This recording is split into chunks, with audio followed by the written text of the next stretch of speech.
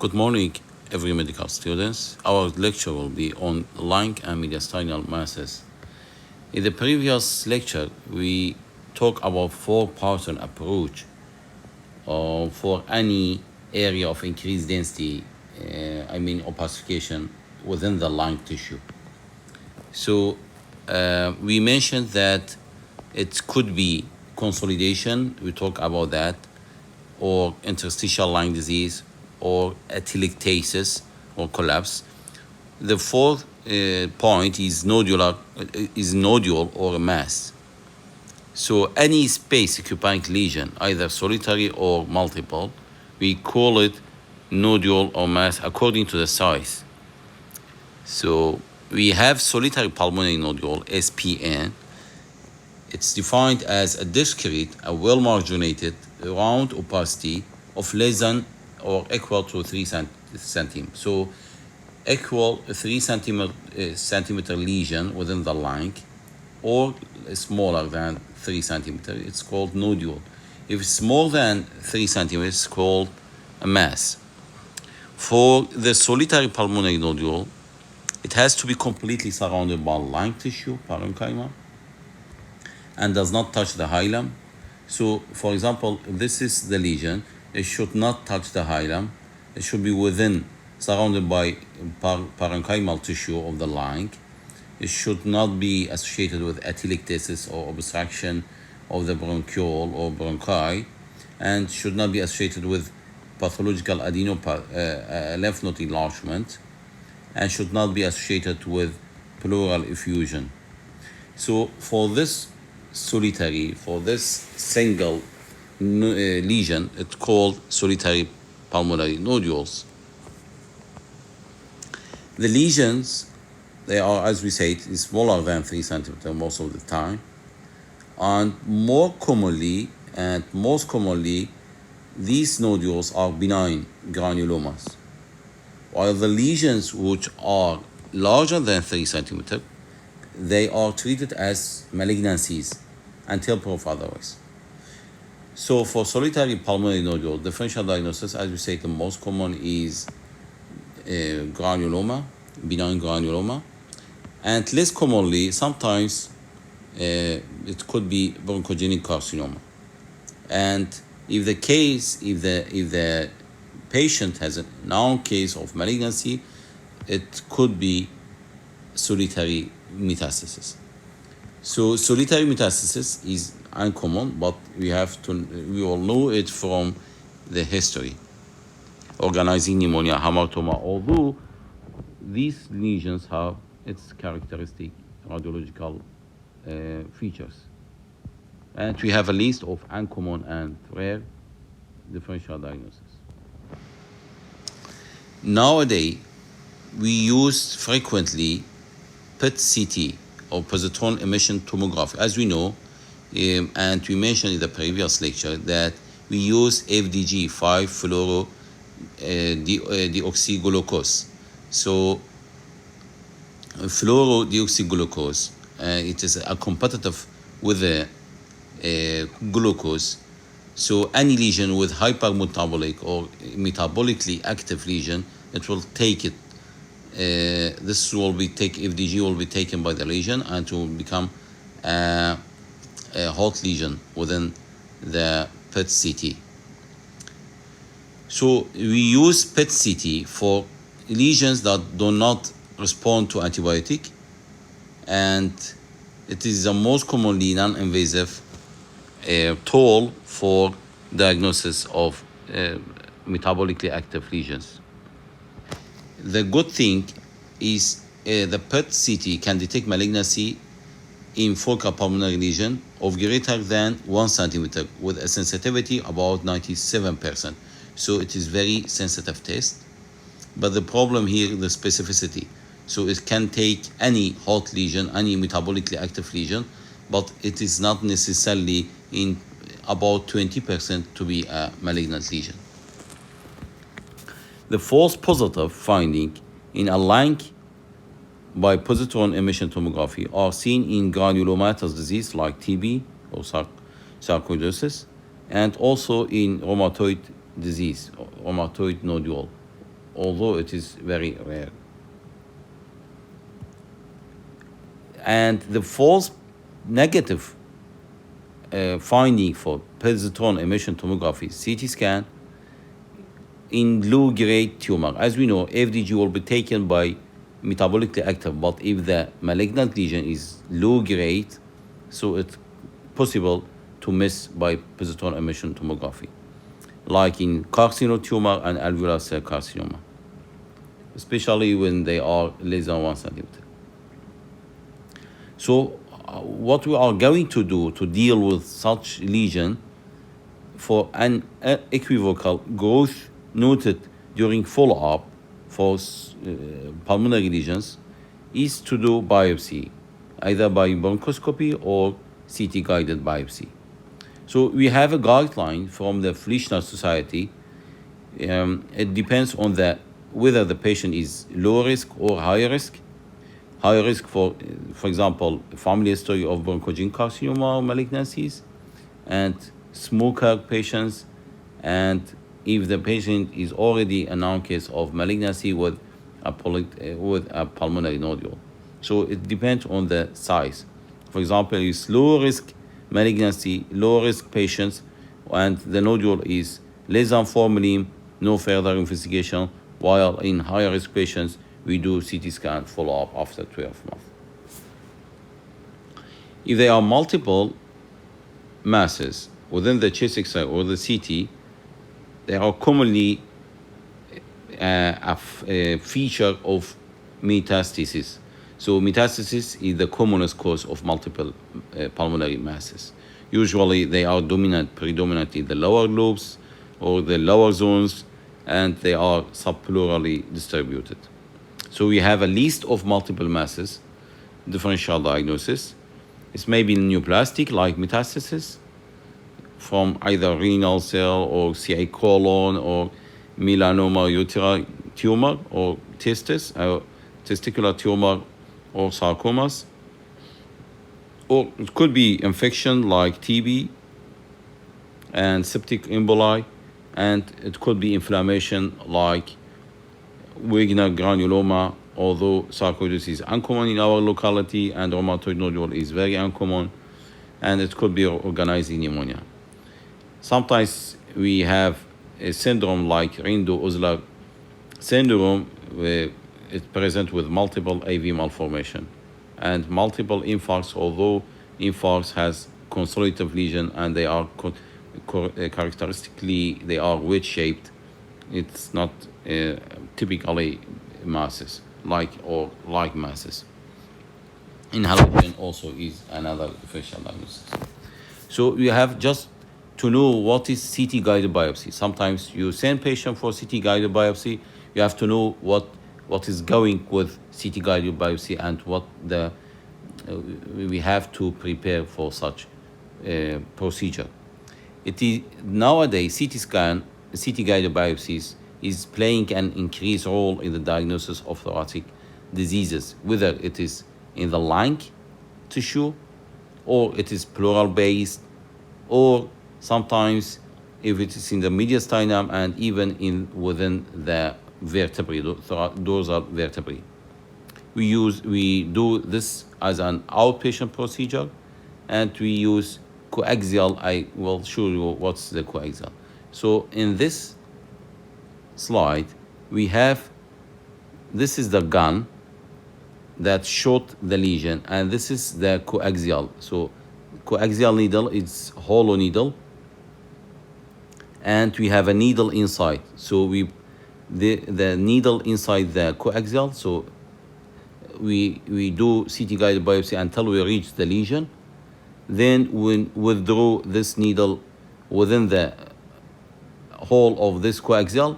We put the gun inside to take more than one biopsy, for example. So this is the coaxial. When we reach the lesion, we put the gun inside. So we have different, and this is also another type of core biopsy gun. So after reaching the lesion with coaxial, we shot the lesion by core biopsy gun. This is the formalin container. We put the tissue on the formalin, and these are needles. We put needle for safety.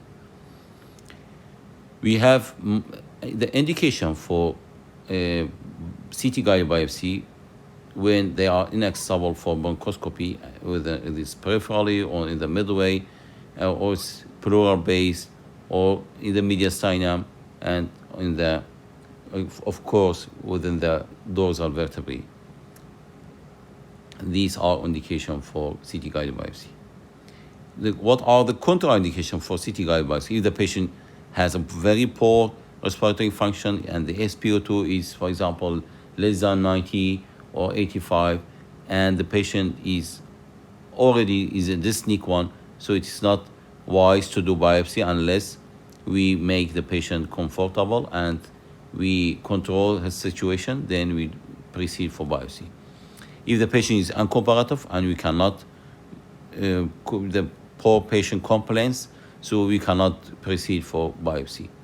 If there is lack of safe access, although this is uncommon, but if it is small nodule within and it's attached to the pericardium because the movement of the heart, so we cannot do CT guided biopsy. And of course, if there is a bleeding tendency, so we have to correct the bleeding tendency, then we shift for CT guided biopsy. The lab tests, which are very important, the platelet count, when we send for the complete blood count, the platelet count should be at least 50,000 per cubic millimeter or more, and the INR should be less than or equal to 1.5. Otherwise, we will give him, for example, if the INR is high, we give him a vitamin K for 1-2 days, and platelet, we may give him the platelet parenterally. And we have some basic concepts for the respiratory, for CT guided biopsy, like respiratory motion. We have to consider because lesion in the lower lobes of the lungs are different from the upper because of respiratory movement in lower, and because of the diaphragm, it's different from the upper lesions. Cardiac motion, as you mentioned, it's important to know because the lesion, if it's too near to the heart, and we know that the heart is beating all the time, that's why this is an important concept. And we have to know the anatomy because of the chest wall containing some vessel, for example, internal thoracic artery or internal or the memory arteries and veins. And we have not to forget the pre-procedural lab check, as we mentioned, for the INR and the platelet count. We have to know the features. Is also important to know where are the features, not to traverse the features. And shockwave injury during the biopsies or another, although it is another concept, we have to know it, although it is uncommon to do to get shockwave injury during biopsy. And it's very important to have informed consent and signed by the patient or the relatives. For the respiratory motion, for example, this is the lower lobe, or specifically it's in the lingua. So the patient, we will let the patient to breathe freely but quietly during the procedure because to minimize the movement of the lesion. For example, in this case, we go parallel to the heart. For example, مثلا needle زيادة should not make injury to the pericardium. And another lesion within the lingua, so we do biopsy like this, and it's not wise to do from this approach or from this approach because there are internal thoracic arteries and veins here, so it will get injured by this approach. And this is important. For example, this is the tumor,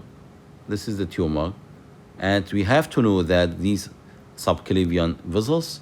So our approach will be we will put the patient in a prone position, Sadavi, and then we go from this approach, and we have to consider not to injure the other mediastinal vessels. These are internal thoracic vessels,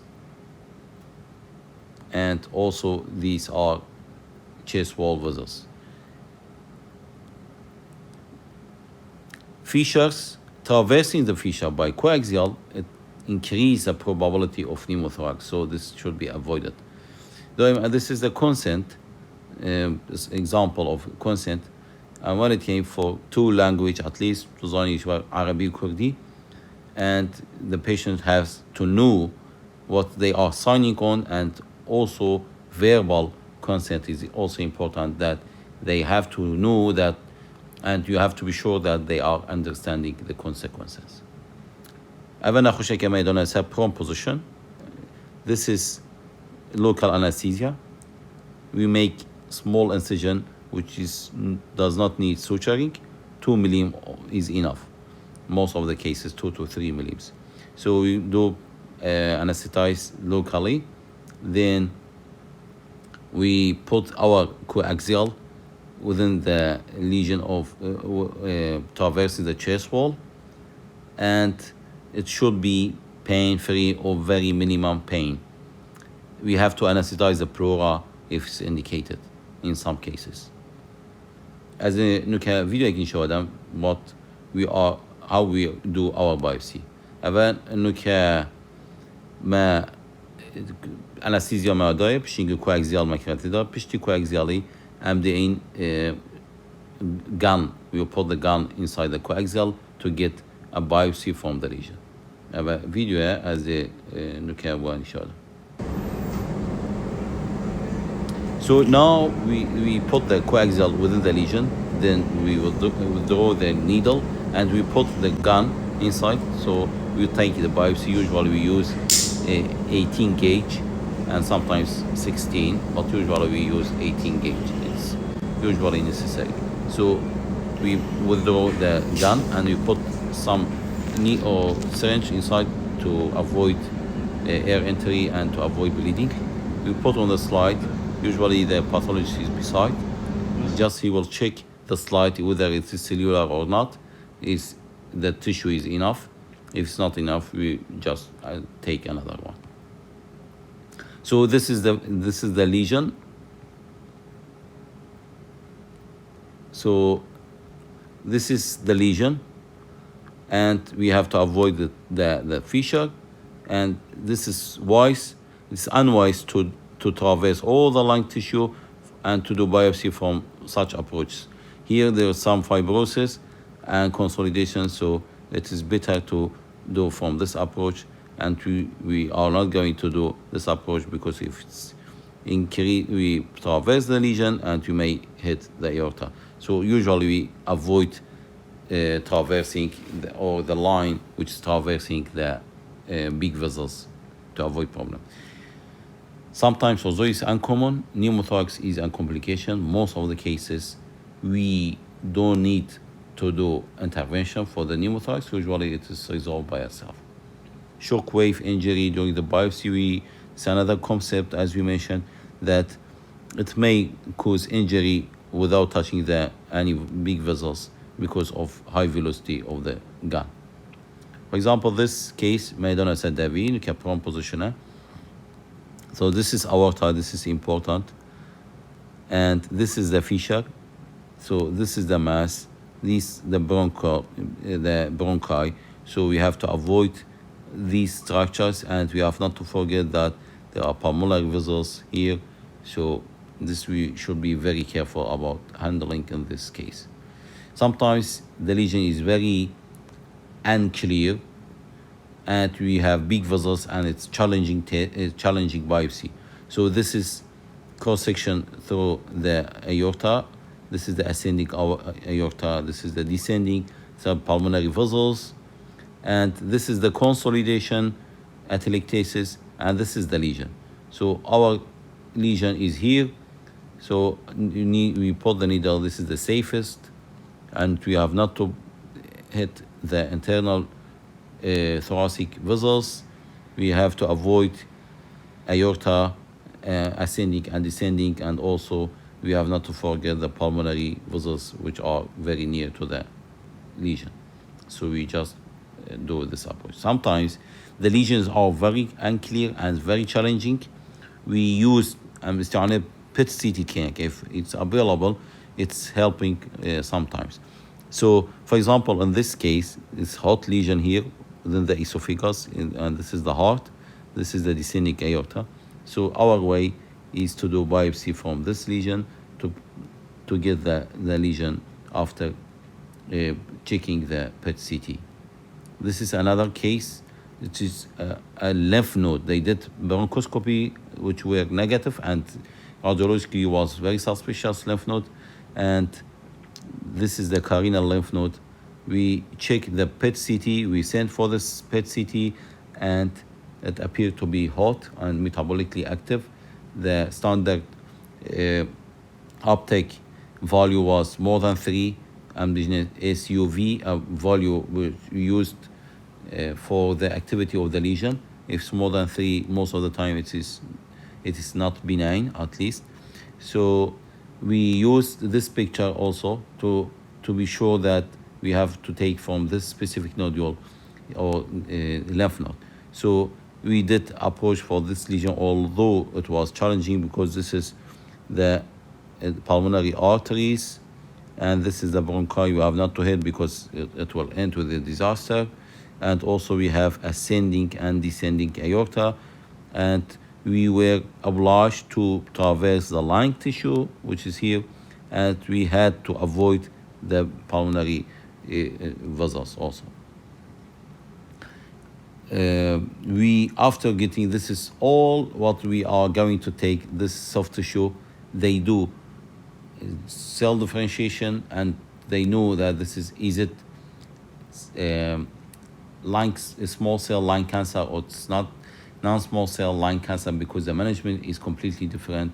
And they do genetic study, and any mutation, for example, EGFR gene. So they do all the tests on this tissue, and then they reach the diagnosis and management after that accordingly. Thank you for listening to the lecture.